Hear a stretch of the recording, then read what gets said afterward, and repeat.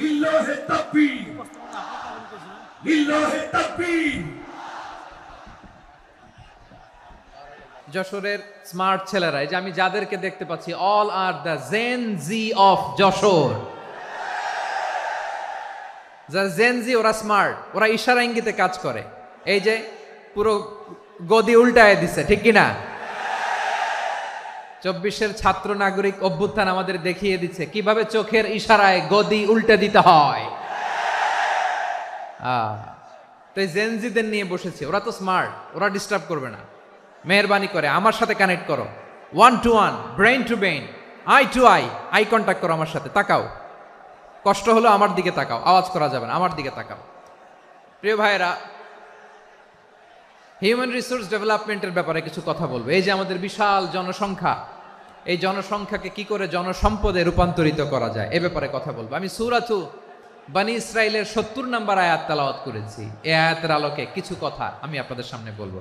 আল্লাহ তাআলা ইরশাদ করছেন, ওয়ালাকাদ কাররামনা বনী আদম ওয়া হামালনাহুম ফিল বাররি ওয়াল বাহরি ওয়া রাযাকনাহুম মিনাত তাইয়্যিবাত ওয়া ফাদ্দালনাহুম আলা কাসীরিম মিম্মান খালাকনা তাফদীলা। পড়েন আল্লাহু আকবার। রব্বুল আলামিন বলেন, ওয়ালাকাদ কাররামনা বনী আদম, আমি বনী আদমকে সম্মানিত করেছি, বনী আদমকে মর্যাদা দিয়েছি। ওয়া হামালনাহুম ফিল বাররি ওয়াল বাহর, বনী আদমকে জলে স্থলে, স্থলে এবং সমুদ্রে চলাচলের বাহন দিয়েছি। ওয়া রাযাকনাহুম মিনাত তাইয়্যিবাত, তাদেরকে পবিত্র রিজিকের বন্দোবস্ত করেছি। ওয়া ফাদ্দালনাহুম আলা কাসীরিম মিম্মান খালাকনা তাফদীলা, আর আমি আল্লাহ যাদেরকে সৃষ্টি করেছি তাদের মধ্য থেকে বনী আদমকে আমি শ্রেষ্ঠ বানিয়েছি। আমরা শ্রেষ্ঠ, আমরা আশরাফুল মাখলুকাত। আমরা কি? এই যে এমনি চিল্লাচিল্লি করে, জিজ্ঞেস করলে বলে না। আমরা আশরাফুল মাখলুকাত, আমরা কি? শ্রেষ্ঠ, সবার চেয়ে সেরা। আমাদের মতো করে আল্লাহ কাউকে বানায় নাই। 2 পায়ে ভর করে শির দ্বারা এরকম স্ট্যান্ড রেখে মাথা উঁচু করে দাঁড়াতে পারে এরকম কোন প্রাণী পৃথিবীতে আছে? এজন্য আল্লাহ বলেন, ওয়ালাকাদ কাররামনা বনী আদম, আমি বনী আদমকে সম্মানিত করেছি, তাদেরকে আমি মর্যাদা দিয়েছি। তাদেরকে আমি যত মর্যাদা দিয়েছি আমার কোন সৃষ্টিকে এত মর্যাদা দেই নাই। পড়েন সুবহানাল্লাহ। I have dignified the status of the sons of Adam. আদমের সব সন্তানের মর্যাদা আমি বাড়িয়েছি। আল্লাহ এখানে বলেননি ওয়ালাকাদ কাররামনাল মুমিনিন, আমি মুমিনের মর্যাদা বাড়িয়েছি, বলেছেন? আল্লাহ এখানে বলেন নাই ওয়ালাকাদ কাররামনাল মুসলিমিন, আমি মুসলিমের মর্যাদা বাড়িয়েছি। আল্লাহ বলেছেন ওয়ালাকাদ কাররামনা বনী আদম, আমি বনী আদমের সম্মান বাড়িয়েছি। হোক সে মুমিন কিংবা কাফের, মুসলিম কিংবা মুশরিক, আস্তিক কিংবা নাস্তিক, আরব কিংবা অনারব, যেই হোক না কেন, আদম সন্তান সবগুলার মর্যাদা বাড়ায় দিয়েছে কে?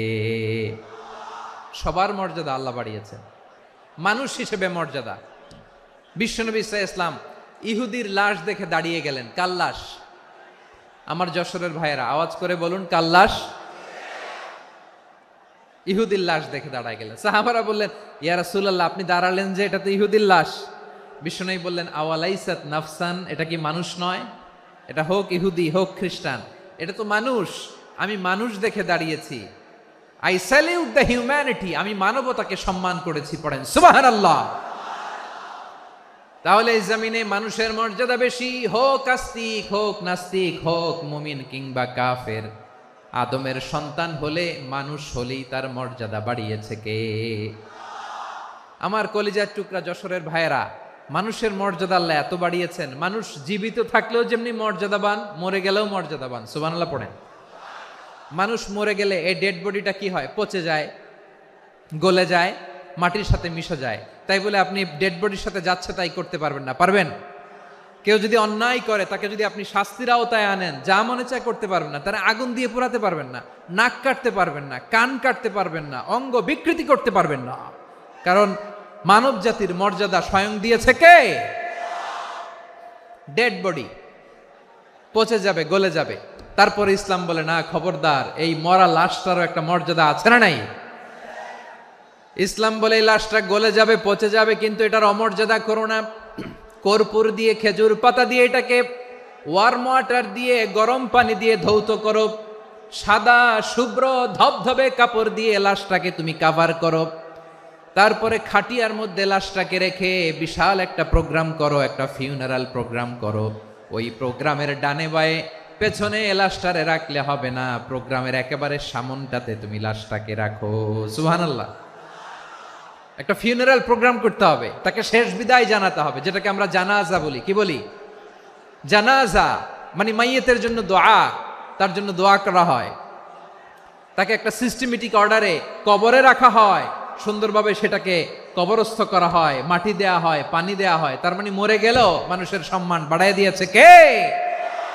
এজন্য আল্লাহ বললেন ওয়ালাকাদ কাররামনা বানি আদম, বনি আদমের সম্মান মর্যাদা আমি আল্লাহ বাড়িয়ে দিয়েছি। মানুষের সম্মানে তুমি কখনো আঘাত করো না, ঠিক কি না?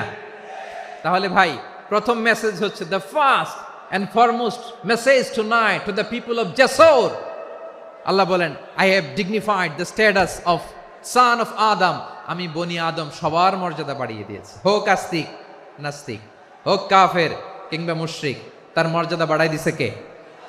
যখন বন্যা হয় আমরা ত্রাণ নিয়ে যাই, আমরা শুধু মুসলমানদেরকে ত্রাণ দেই নাকি? হ্যাঁ, আমরা মুসলমানকেও দেই, অমুসলমানকেও দেই, হিন্দুকেও দেই, বৌদ্ধকেও দেই। যেখানেই মানবতা বিপন্ন সেখানে ইসলামের হেল্পিং হ্যান্ড আছে না নাই?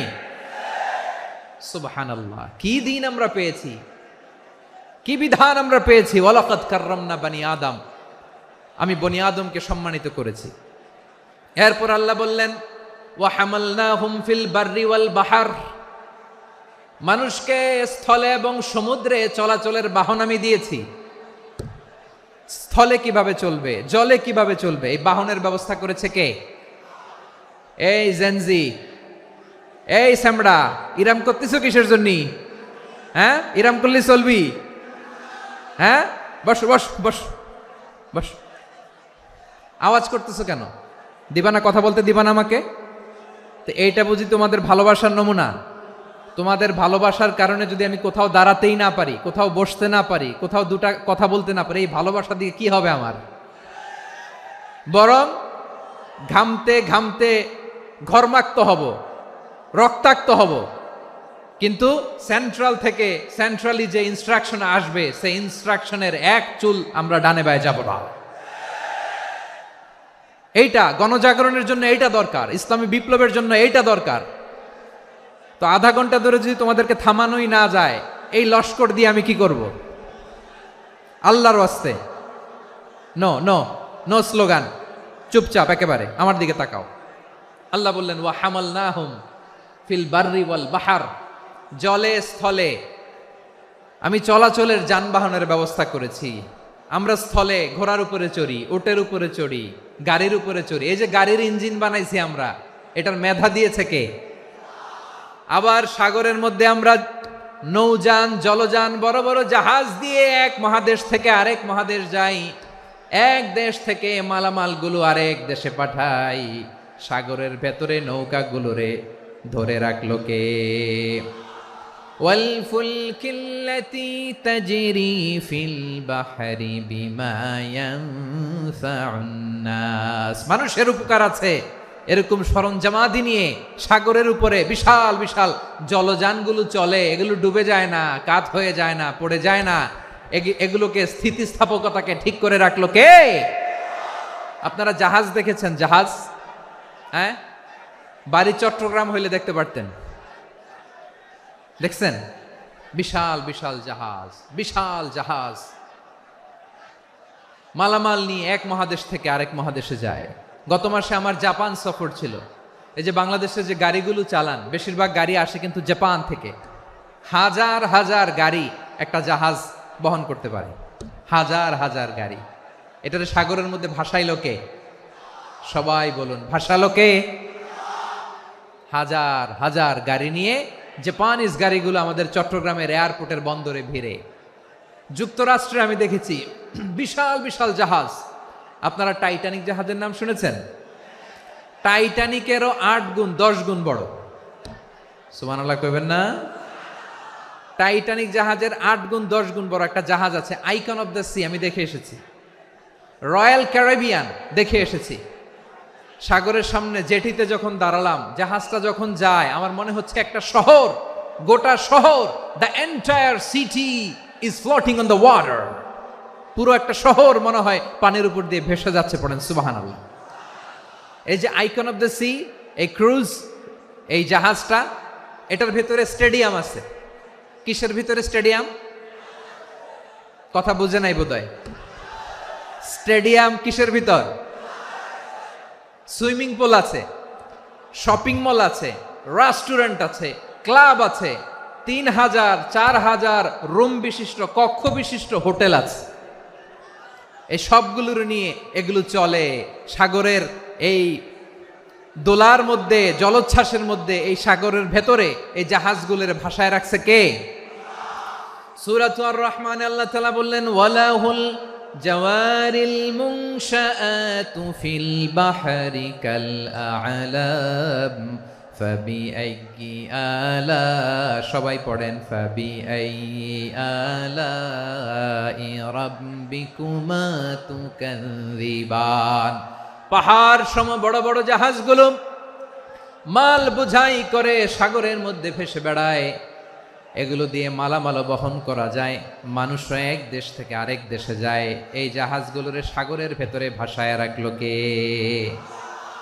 এই আয়াতের ভেতরে আল্লাহ তাআলা সূরাতু বনী ইসরাঈলের এই চমৎকার আয়াতের ভেতরে আল্লাহ তাআলা বেসিক্যালি মানব জাতির প্রতি তার 4টি স্পেশাল অনুগ্রহের কথা বলেছেন। কয়টি? 2টা বলে ফেলছি। 1 নাম্বার, ওয়ালাকাদ কাররামনা বানি আদম, আমি বনি আদমের সম্মান বাড়াইছি। নাকি মুসলমানদের? নাকি মুসল্লিদের? কার সম্মান বাড়িয়েছি? বনি আদমের। তাহলে human dignity, the first part of the verse talks about the human dignity. 2 number অংশ আল্লাহ তাআলা বললেন, ওয়া হামালনাহুম ফিল বাররি ওয়াল বাহর, স্থলে এবং সমুদ্রে আমি তাদের জন্য চলাচলের বাহন দিয়েছি। সুবহানাল্লাহ। তার মানে smooth movement on land and sea, জলে এবং স্থলে যাতে আমরা স্মুথলি মুভ করতে পারি আল্লাহ তাআলা দিয়েছেন। 3 নম্বরে আল্লাহ তাআলা বললেন, ওয়া রাযাকনাহুম মিনাত তাইয়্যিবাত, মানুষের জন্য আমি পবিত্র রিজিকের ব্যবস্থা করেছি। জলে এবং স্থলে যত প্রাণী আছে সবগুলা প্রাণীকে রিজিক দেয় কে? আমাদেরকে রিজিক দেয় কে? সাগরের মাছগুলোকে, বড় বড় তিমি মাছগুলোরে রিজিক দেয় কে? বাতাসের মধ্যে ভেসে বেড়ানো বড় বড় পাখিগুলো, স্ক্যান্ডিনেভিয়ান কান্ট্রি থেকে লক্ষ লক্ষ কোটি কোটি পাখিগুলো যে এক দেশ থেকে আরেক দেশে ট্রান্সফার হয়, এগুলোর রিজিক দেয় কে? রব্বুল আলামিন বলেন, ওয়ামা মিন দাব্বাতিন ফিল আরদি ইল্লা আলাল্লাহি রিজকুহা ওয়া ইয়ালামু মুস্তাকাররাহা ওয়া মুস্তাওদাআহা কুল্লুম ফি কিতাবিম মুবিন। আল্লাহু আকবার। রব্বুল আলামিন বলেন, ভূপৃষ্ঠে বিচরণশীল যত প্রাণী আছে সব প্রাণীগুলোকে আমি আল্লাহ আমার নিজের কুদরতে রিজিকের বন্দোবস্ত করি। এই প্রাণীগুলো কোথায় থাকে, কোথায় যায়, সব জায়গায় আমি রিজিক পৌঁছে দেই। রিজিক কেউ দিতে পারে না, রিজিকের মালিক কে? রিজিকের মালিক তিনি আল্লাহ। এজন্য আল্লাহ তাআলা বললেন, ওয়া রাযাকনাহুম মিনাত তাইয়্যিবাত। এরপর আল্লাহ বললেন, ওয়া ফাদ্দালনাহুম আলা কাসীরিম মিম্মান খালাকনা তাফদীলা। আমি যত প্রাণী সৃষ্টি করেছি সকল প্রাণীর মধ্যে মানুষের মর্যাদা, শ্রেষ্ঠত্ব আমি দিয়েছি। সুবহানাল্লাহ পড়েন। তাহলে 1 নম্বরে আল্লাহ বললেন, আমি বনি আদমের মর্যাদা বাড়ালাম। এরপরে বললেন, স্থলে এবং সমুদ্রে চলাচলের জন্য যানবাহন দিলাম। 3 নম্বরে আল্লাহ বললেন, পবিত্র রিজিকের ব্যবস্থা করে দিলাম। এরপরে আল্লাহ বললেন, যত প্রাণী আছে, সৃষ্টি আছে, সবগুলার উপরে আমি মানুষকে শ্রেষ্ঠত্ব দিলাম। সুবহানাল্লাহ। তাহলে সবচেয়ে বেশি শ্রেষ্ঠত্ব মানুষের। কার? মানুষের। শুধু তাই নয় প্রিয় ভাইরা, আকাশ এবং জমিনে যা কিছু আছে সবকিছু মানুষের জন্য, মানুষের কল্যাণে, মানুষের প্রয়োজনে, মানুষের বশীভূত করে সৃষ্টি করেছেন কে? রব্বুল আলামিন বলেন, হুয়াল্লাযী খালাকা লাকুম মা ফিল আরদি জামিআ। এই জমিনের মধ্যে যা কিছু আমি আল্লাহ সৃষ্টি করেছি সব কিছু আমি মানুষের জন্য সৃষ্টি করেছি। পড়েন সুবহানাল্লাহ। হুয়াল্লাযী খালাকা লাকুম মা ফিল আরদি জামিআ, যা আছে সব আমাদের জন্য, সব আমাদেরকে সার্ভিস দেওয়ার জন্য, আমাদের উপকারের জন্য, আমাদের কল্যাণের জন্য। আওয়াজ করে সবাই পড়ুন আল্লাহু আকবার। অন্য আয়াতে আল্লাহ বললেন, ওয়াসাখখারা লাকুম মা ফিস সামাওয়াতি ওয়া মা ফিল আরদি জামিআম মিন ইন্না ফি যালিকা লাআয়াতিন লিকাউমিন ইয়াতাফাক্কারুন।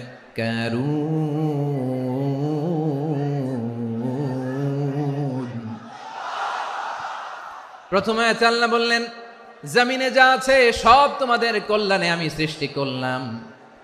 এরপরে আল্লাহ বললেন, আকাশেও যা আছে সব তোমাদের জন্য সৃষ্টি করলাম, তোমাদের অনুগত বানায় দিলাম। পড়েন সুবহানাল্লাহ।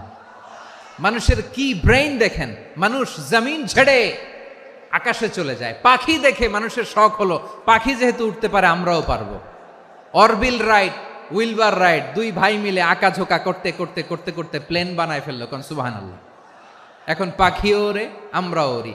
এরপরেই মানুষের কৌতূহল থামে না এখানে। মানুষ চলে গিয়েছে চাঁদে। কোথায় গেছে? এখন কিন্তু চাঁদে জমি বিক্রি হয় জানেন। পৃথিবী নিয়ে মারামারি শেষ, রাশিয়া আমেরিকা এখন ধরছে চাঁদ আর মঙ্গল গ্রহ। এখন চাঁদে জমি বিক্রি